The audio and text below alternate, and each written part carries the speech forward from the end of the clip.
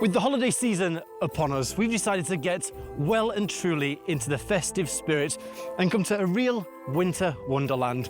And no place fits that description better than the northern Russian Republic of Karelia. Isn't that right?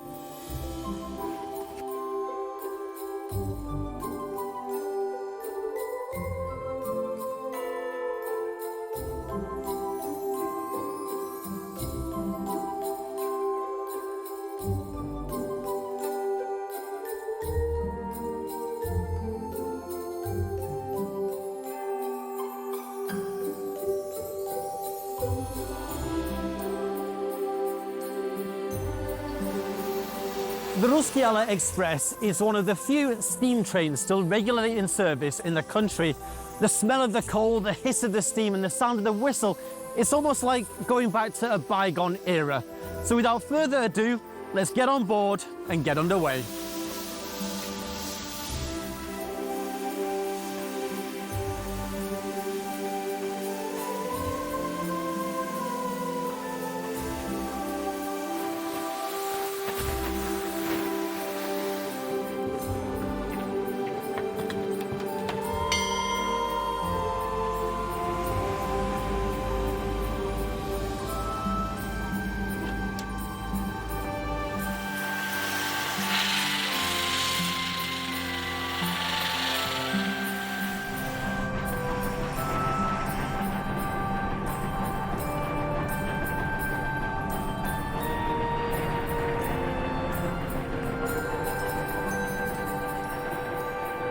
Sergei, there's something magical about travelling on a steam train these days, especially at this time of year.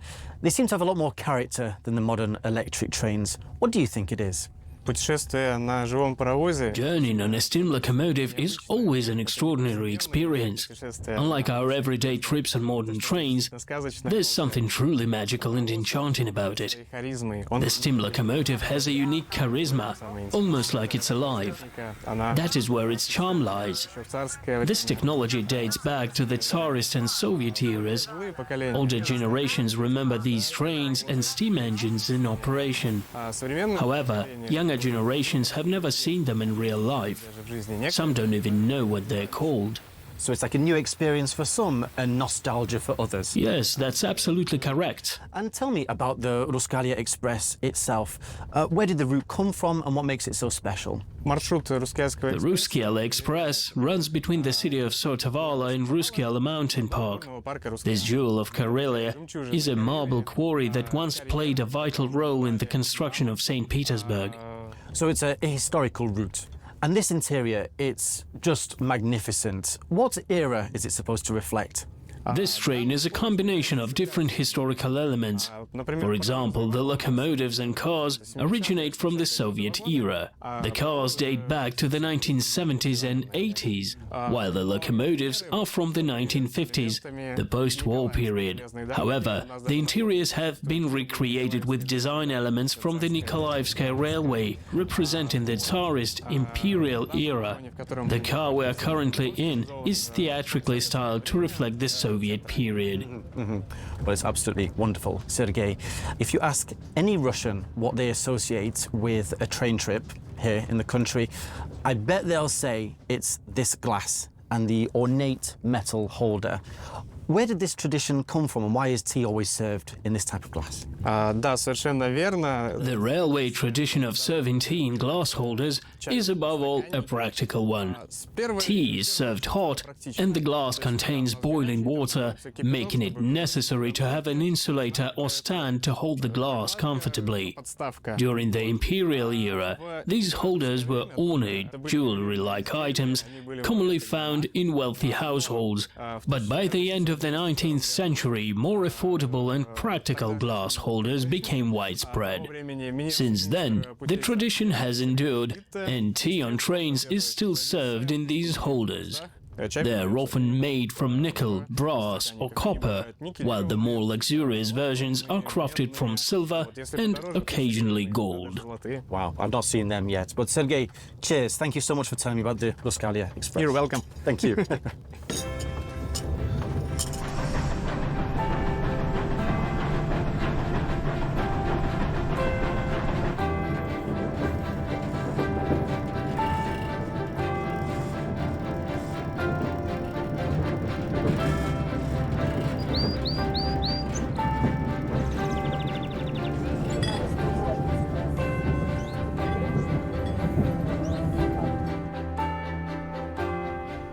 Доброе утро. Доброе. Для вас ваш чай. Спасибо вам большое. Спасибо.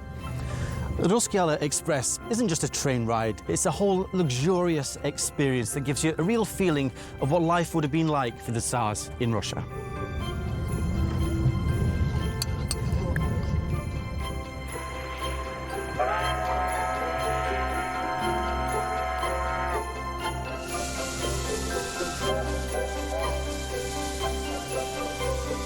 If you want to go back the way you came.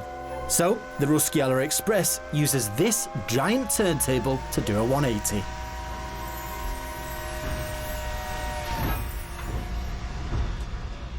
Sergei, you're a driver of the Ruskeala Express train, and I can't think of anyone better to tell us more about the engine itself. How different is it driving a steam train like this from, say, a diesel or an electric train? Production of these steam engines started in 1945.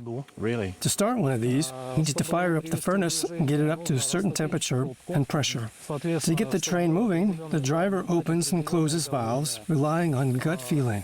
There's no tech to assist to determine exactly how much steam is needed to feed the engine and get it moving. Exactly how much water and coal do you use on this route? 12-hour shift. The train consumes 3 to 4 tons of coal and approximately 15 to 20 tons of water. It's quite some figures there, Sergei. Now, I've seen the inside of the cabin, and it seems a bit cramped, a bit dirty because there's all the dust from the coal, and it's quite physically involved, the work. What drew you to it? What drew me to this work is the fact that when you drive a steam engine, you sort of feel it. It has a soul. You kind of become one with it while driving. And it's a whole different feeling. It's addictive. One day you realize that you want more and more of this interaction with the machine. And you don't get that feeling from modern trains. Modern trains don't give you that feeling. They're totally different. How long did it take for you to learn to drive a steam train like this or requalify? To be honest, I've been working on this train for 10 years, and I'm still learning. Really?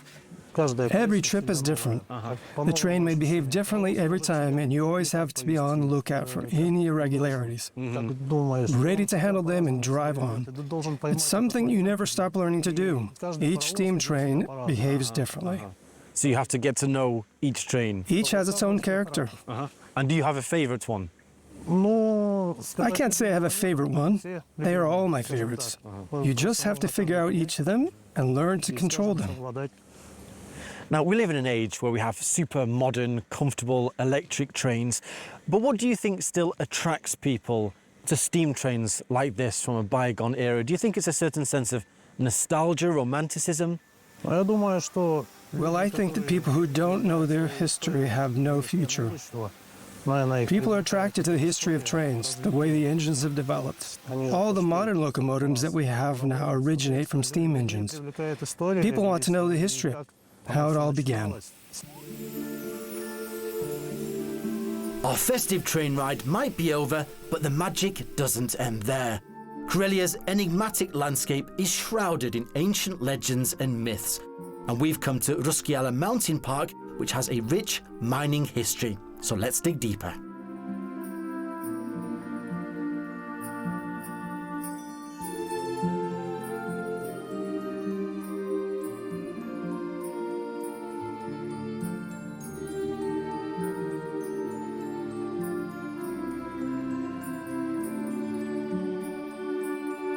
Anton, what can you tell us about the landscape here in Karelia, and what does it tell us about the ancient geology of the region? The whole landscape was carved out by a glacier. It's quite incredible when you think about it.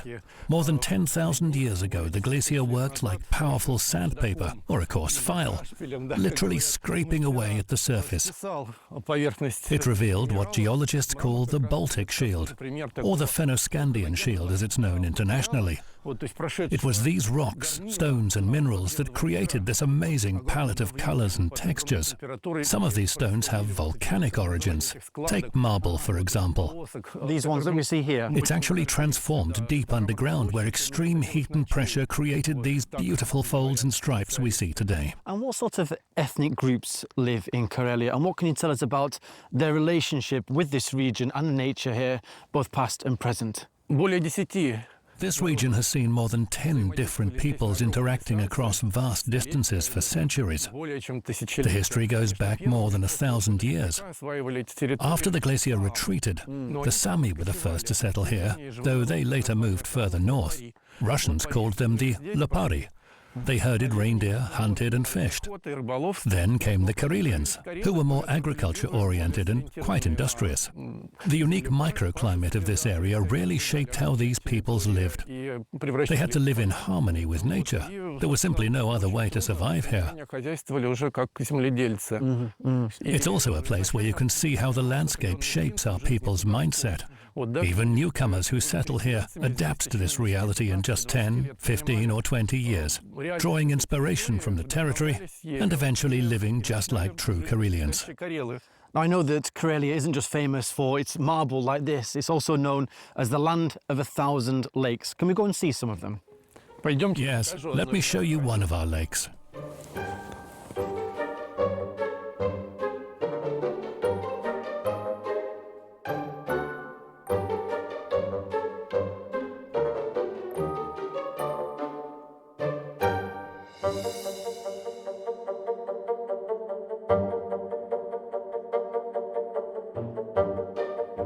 So how come there are so many lakes here in Karelia? Most of our lakes were formed by the glacier, which carved out huge grooves as it moved across the terrain. Those grooves later filled with water. These lakes are simply beautiful and never fail to inspire us. They're like the eyes of nature reflecting the sky above. How has the prevalence of so many bodies of water like this influenced local beliefs and folklore? And are there any stories you can tell us about it? Every body of water in Karelia has its own guardian spirit, and there's a chief guardian, like a senior water spirit called Ahti. He's in charge of the whole territory, deciding where fish should swim and who deserves a good catch. You can be blessed with a good catch if you understand nature's laws, if you don't take more than you need, and if you live in harmony with your local lake, if you don't litter. These beliefs are still very much alive today, and local people really try to maintain that harmony with nature. And those who break the rules, well, nature has its own harsh way of dealing with them. And that's what we believe around here. So you mentioned the Vodyanoi here, the water spirit.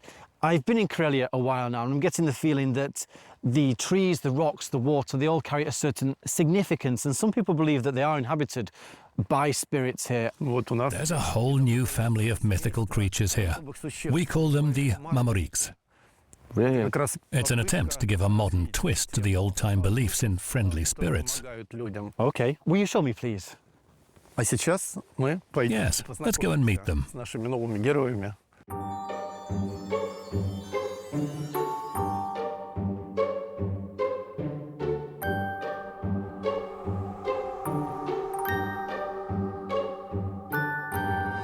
Meet our oldest Mamorik. He symbolizes the wisdom contained in the Ruskeala Mountain Park's nature. His name is Ukko. He's placed here for a reason. His mission is to guard the entrance to the underground world. Right. Let's go and take a look. Let's have a look, yeah. Wow. This is the entrance to the Ruskeala caves. This very place is, or rather was, a mountain called Green Mountain. As you can see, there's little left of it because of decades of marble mining. And now, I suggest we go and see the caves inside the Green Mountain. Let's go and take a closer look. It's absolutely worth seeing.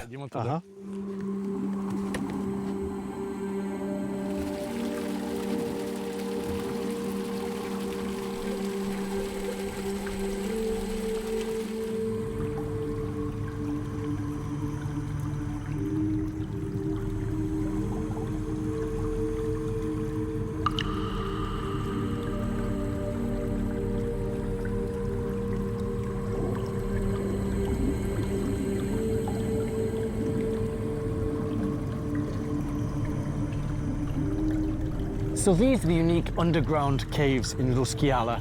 What makes them so special, Anton?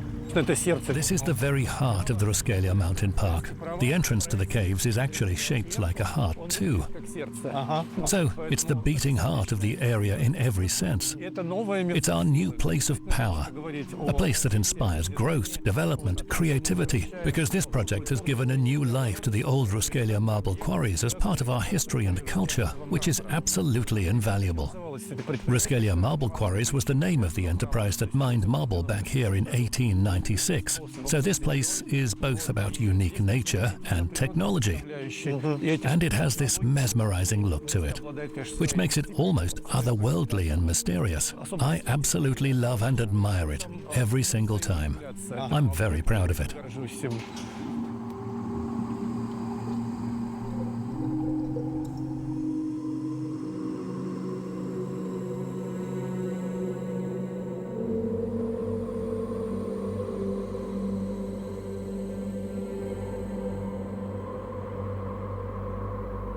The landscape here is dotted by giant boulders and unusual rock formations, Anton. They even say that giants used to roam the land here. Is that how the ancient people explained the landscape?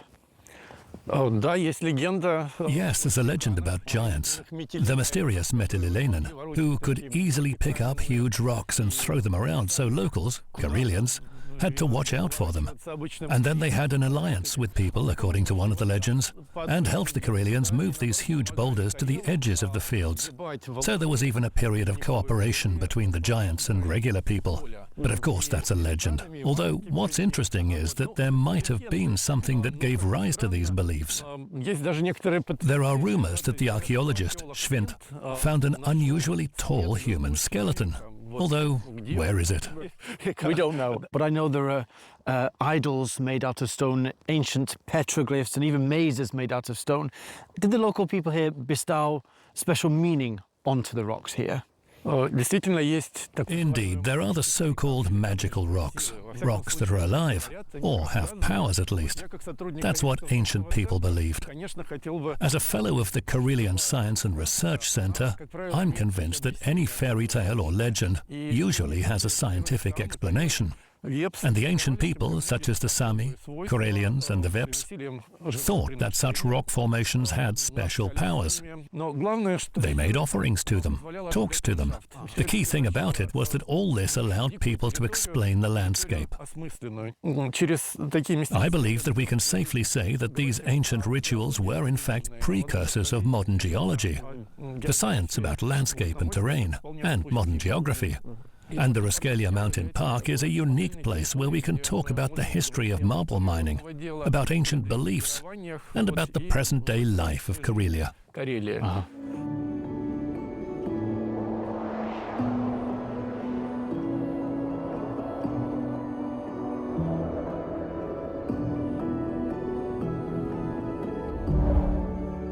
The new year is just around the corner, and it's often a good time to reflect on the year just gone and to wonder what the next one has in store. But to take the guesswork out of it, we've come to the site of an ancient settlement of the Sami people here in Karelia, where we hope to find out exactly what 2025 holds for Inland Visions.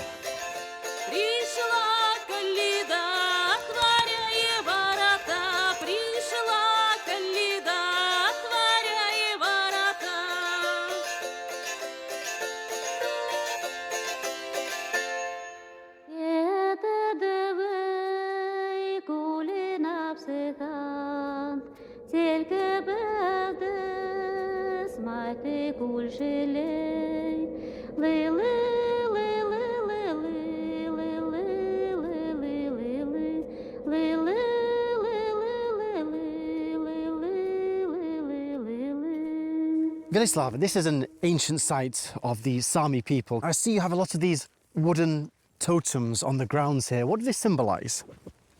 The Sami people have been pagans for a very long time. Even when Christianity came to their lands, they officially adopted it but remained pagans in their hearts, continuing to worship their ancient gods and ancestors. And here we can see some of those gods. For example, Miandash here is a god that's half human, half reindeer. He's regarded as the forefather of the Sami.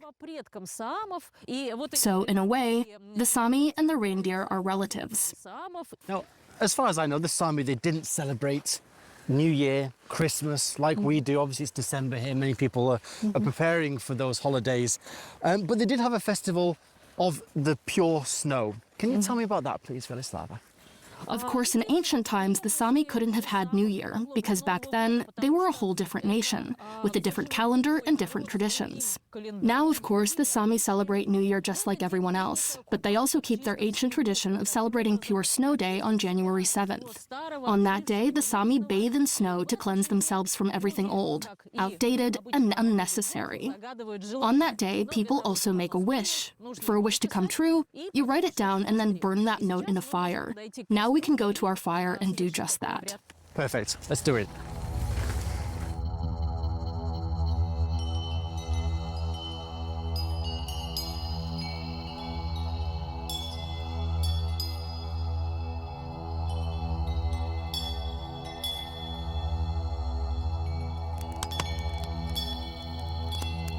Velislava, you have this tradition where you have to write a wish on a bit of paper and then throw it into the flames. Is there any specific way that I need to formulate this wish? Can I wish for anything? And if I tell someone about it, will the wish not then come true? One thing is to make your wish as detailed as possible. If you just say, I want to be happy, you might just lose your mind and start smiling for no reason. So you need to say exactly what makes you happy. And of course, do not tell anyone what you wished for so you don't jinx it. In order for a wish to come true on New Year's Eve, Monkalsa, the Sami people's Santa Claus, collects the wishes from people and throws them into his magic fire, which has to be made in a cauldron. Then the wishes are granted. But since Monkalsa is not here yet, as New Year's Eve is a few weeks away, people can give their wishes to a shaman. I'm ready. I'm ready. Then put your wish into the shaman's drum. There we are. And I will call on the spirits of the north, south, east, and west.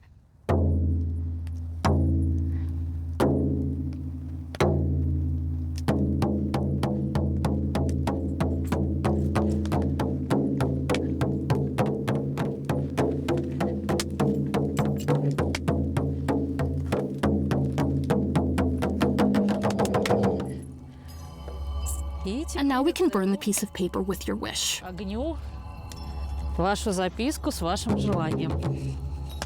So where did this tradition come from? What's the belief surrounding it, Velislav? The fire here, it has always been considered to be a messenger between the earth and the sky, because the smoke rises up and reaches the spirits and gods. This way, they hear us, so sacrifices were often thrown into the fire in the old days. And to make your wish come true, we have burned your note. And that's going to float up to the sky now.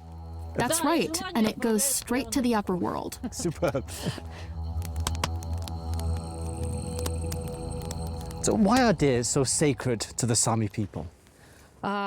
We Sami say that we are reindeer people because reindeer help us create our homes. They are our transportation, our clothes, our food, our medicine, and our soul. In fact, in ancient times, the Sami covered their houses, or kuvaksas, with reindeer skins. They made clothes from these skins, treated diseases with the blood of the reindeers and their antlers, and naturally, their diet also consisted of reindeer meat and reindeer milk. So, Sami people's whole lives revolve around reindeer. Without them, they would be completely different. Now this moss, or yagel as it's called, they absolutely adore this moss. But I also believe that it has health benefits for humans as well. What makes it so special? Yagel is their favorite food, but it's not the only thing. They also eat tree bark and grass. but reindeer moss contains all the nutrients and vitamins they need. And the Sami themselves also make Jägel brew. It's a great remedy for coughs and colds. It boosts your immune system. You can add the brew to tea or drink it as it is. Well, bon appetit.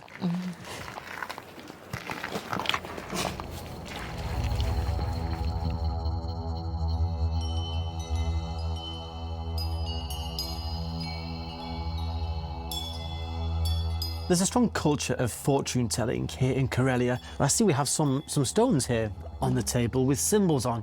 What are these used for? These are Scandinavian runes. They can be made of stone, bones, or pieces of wood.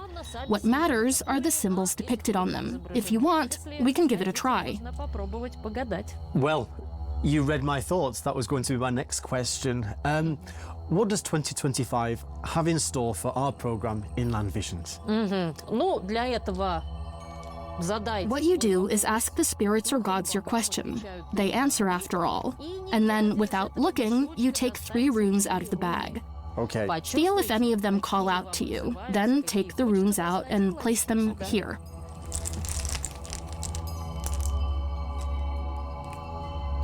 There we are. What does this tell us about next year? Wow, you've got the Fihyu rune. It represents wealth and gain. So whatever you need will definitely come to you this year. Whether it's intellectual wealth, material, or spiritual, whichever you need, you'll get it.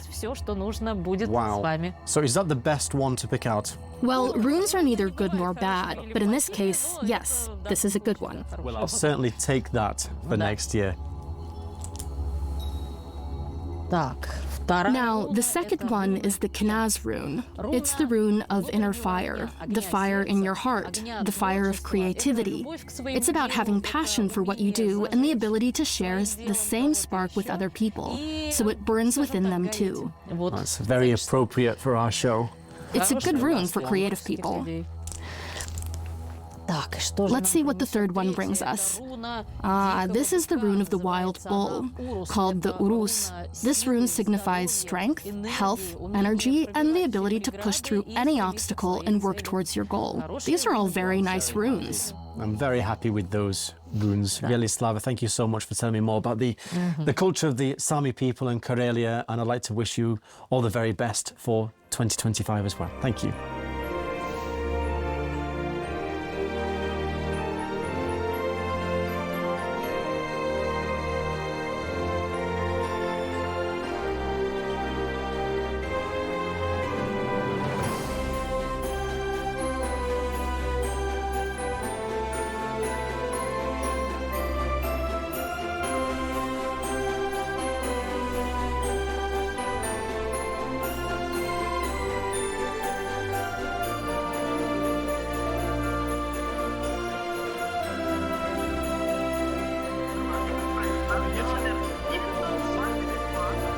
Спасибо большое.